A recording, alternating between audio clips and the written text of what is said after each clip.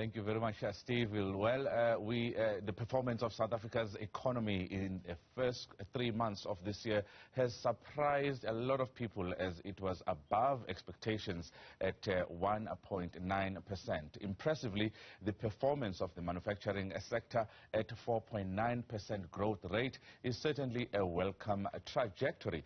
But many people are wondering what all this means for them. And for that, we are joined by Sanisha Packirisamy, an economist at Momentum. I thank you very much, Sanisha, for joining us.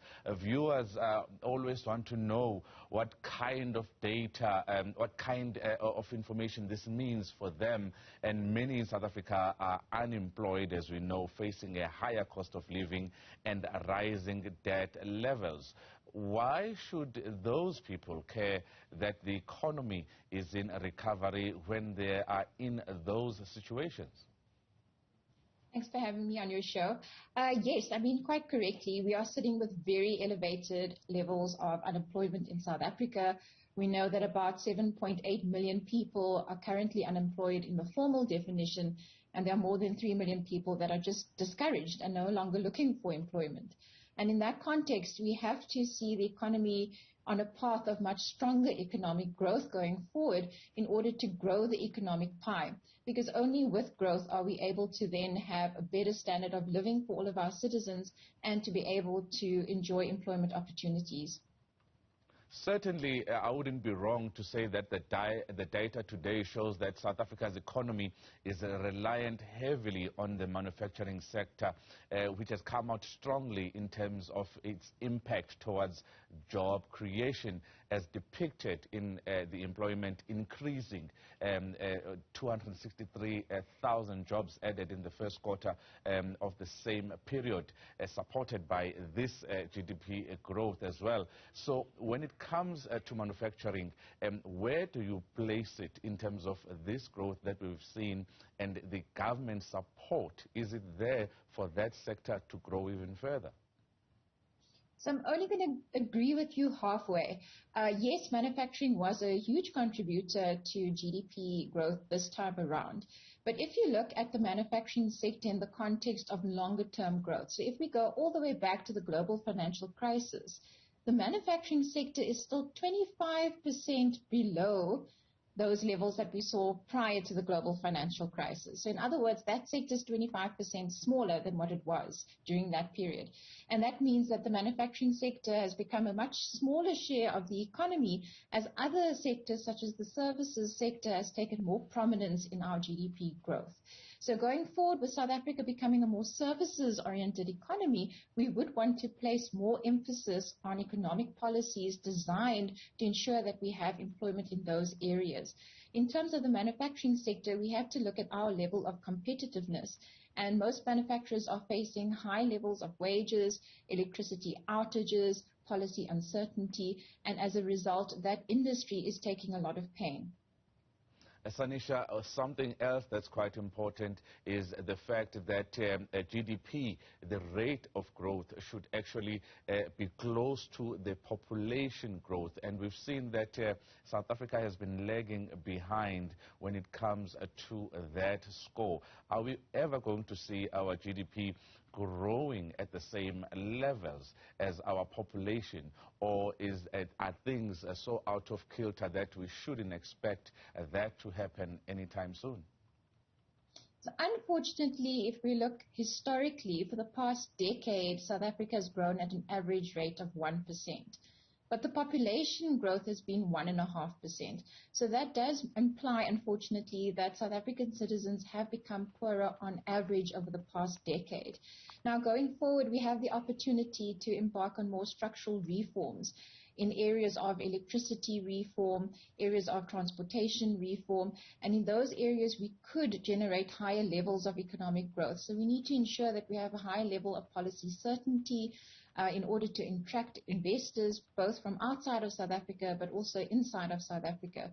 We saw in today's figures a slight improvement in the investment part of GDP, but construction remains a laggard in that regard. So in order for us to promote higher levels of GDP growth in South Africa, we do need to create an enabling environment, and I think to do that we need to see structural reforms in the areas like electricity, like transportation, water, and so forth.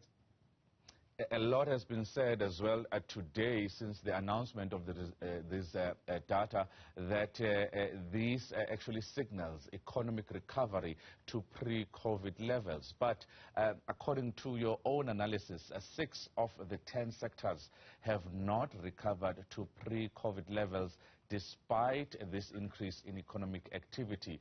Talk to us through those. Sure. So there are a number of economic sectors that are still operating below pre-pandemic levels. The one that stands out like a sore thumb is the construction sector. It is still operating below pre-pandemic levels of around 25%. The manufacturing sector, the mining sector as well, still operating below pre-pandemic levels.